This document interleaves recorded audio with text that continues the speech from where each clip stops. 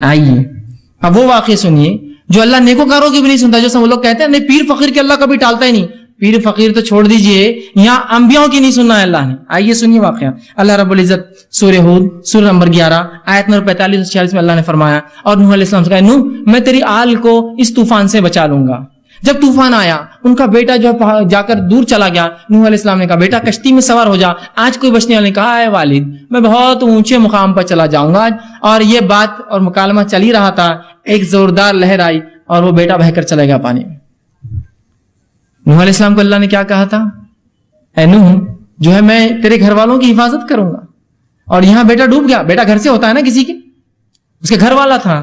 تو نوح علیہ السلام نے اللہ سے گزارش کی اور دعا کی اور فرمایا انی اعیذک ان تکون من الجاہلین. جب دعا کی اور کہا اللہ جو ہے میرے بیٹا تو میرے گھر والوں میں سے تھا, تو اللہ نے جواب دیا انی اعیذک ان تکون من الجاہلین. اے نوح میں تجھے نصیحت کرتا ہوں جاہل لوگوں کی جیسی باتیں نہ کرنا, اس لیے کہ تیرا بیٹا ایمان نہیں لایا لہذا وہ تجھ سے نہیں ہے, وہ ایمان نہیں لایا تھا. تو یہاں کس کی دعا اللہ نے رد کی, اے نوح جاہلوں میں سے مت ہو جانا, نصیحت کرتا ہوں تجھے آئندہ ایسی بات میرے سامنے نہیں کرنا. اور نوح نے اس کے بعد اللہ سے توبہ کی, اللہ کہا میں گناہگار, میں توبہ کرتا ہوں تجھ سے, میں نے غلط دعا کی تھی تجھ سے. کس کی دعا رد کی, یہ اللہ کے پہلے رسول ہے نوح علیہ السلام, رد کر دی. آئیے دوسرا بات, صحیح بخاری کی روایت ابراہیم علیہ السلام نے اللہ سے دعا کی اللہ میرے والد کو جو کہ کفر پر مرے تھے اے اللہ ان کو جنت عطا کرنا, جہنم میں. اللہ ان کی دعا مانی نہیں, سنی ان کی دعا. اور روزے کی قیامت حدیث میں آتا ہے ان کے والد کو ان کے سامنے اٹھا کر جہنم میں ڈال دیا جائے گا. کہاں سنی, اتنے بڑے نبی ابو الانبیاء, نبیوں کے باپ کہلاتے ہیں آپ, ابو الانبیاء بات ترک کر دیا اللہ نے.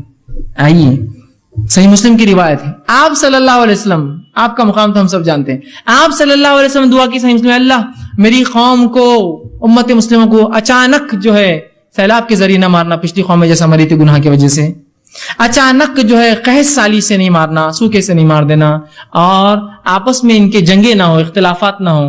اللہ رب العزت نے دو قبول کی کہ تیری امت ایک ساتھ قحط سالی میں نہیں مریں گی, غرق ہو کر نہیں مریں گی, لیکن وہ اختلاف ہونا اور جنگ نہ ہونا, یہ دعا میں رد کرتا ہوں.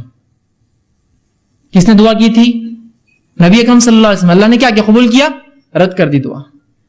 تو اس سے پتا چلا اللہ ہر شخص کی دعا سنتا ہے, جس کی چاہتا ہے قبول کرتا ہے, جس کی چاہتا ہے رد کر دیتا ہے, پھر چاہے نیکوکار ہو چاہے گناہگار ہو. یعنی نیکوکار, اس سے بڑے نیکی اور کون کر سکتا ہے. نوح علیہ السلام پہلے رسول, ابراہیم علیہ السلام برگزیدہ رسول, اور محمد صلی اللہ علیہ وسلم آخری رسول.